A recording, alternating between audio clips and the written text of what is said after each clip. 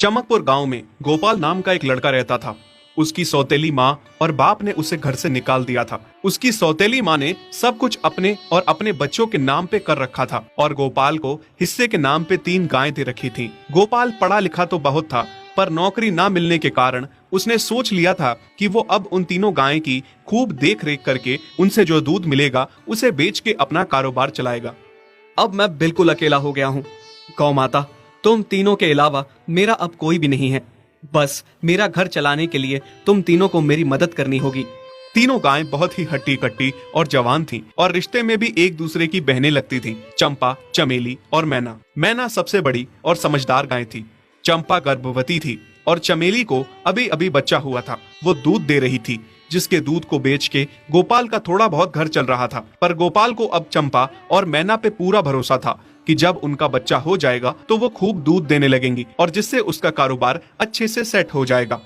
देखा चमेली बहन, हमारे मालिक को कितनी उम्मीदें हैं हम तीनों से। हाँ चंपा, सुना मैंने, मालिक ने हमसे कितनी सारी उम्मीदें लगा रखी हैं।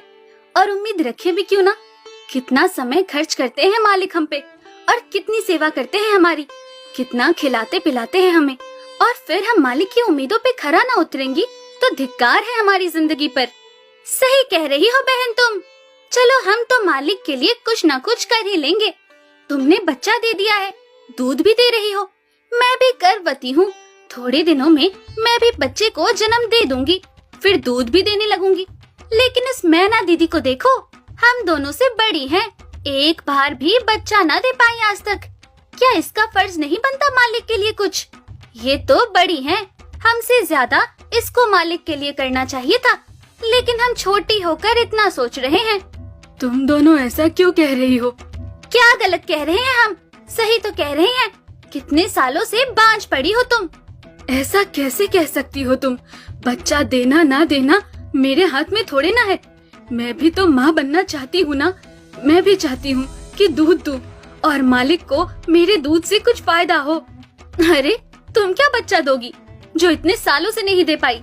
तुम ये ख्वाब लेना बंद करो कि तुम बच्चा दोगी और तुम्हारे दूध से मालिक को कोई फायदा होगा। दोनों छोटी बहनें बड़ी बहन मैना की बेबसी का मजाक उड़ाती हैं और उस पे हंसती हैं। इस बात से मैना बहुत दुखी होती है और रोती है कि उसी की बहनें उसको दिलासा देने की बजाय उसे ताने मार रही हैं, उसका मजाक उड़ा रही हैं। फिर एक दिन गोपाल का पड़ोसी उससे कहता है, अरे गोपाल, तुम्हारी 2 गायें तो ठीक है, एक गाय का क्या है? उससे तुम्हें कोई फायदा नहीं है, बेच क्यों नहीं देते उसे? अरे नहीं नहीं भाई साहब, बेचना क्यों उसे? अभी बच्चा नहीं दे रही तो क्या पता कल वो बच्चा दे दे। कोई भी काम जल्दबाजी में नहीं करना चाहिए। अरे नहीं गोपाल, मेरे कहने का ये मतलब था कि तुम्हें अपना कारोबार जल्द खड़ा करने की जरूरत है, क्योंकि तुम्हारे घर वालों ने तुम्हारे साथ जो कुछ भी किया वो बहुत गलत था। अब तुम्हें जो भी करना है अकेले ही करना है।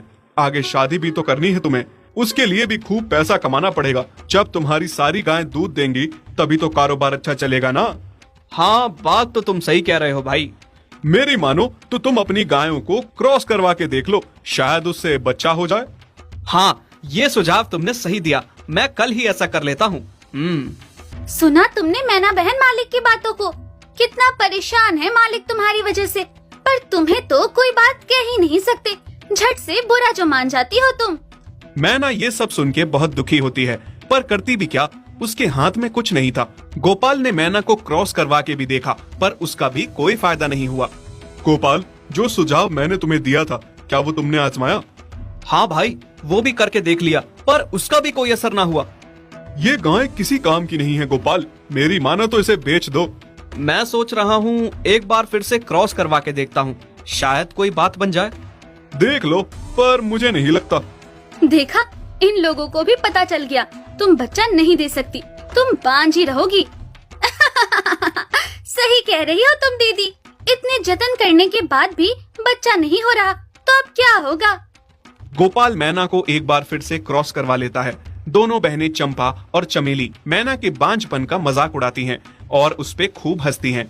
फिर एक दिन मैना चमेली के बच्चे के साथ खेल रही थी कि तभी चंपा देख लेती है।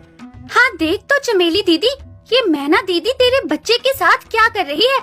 मुझे समझ में नहीं आ रहा, तू इस बांझ के साथ अपने बच्चे को कैसे छोड़ सकती है? जब मेरा बच्चा आ जाएगा मैं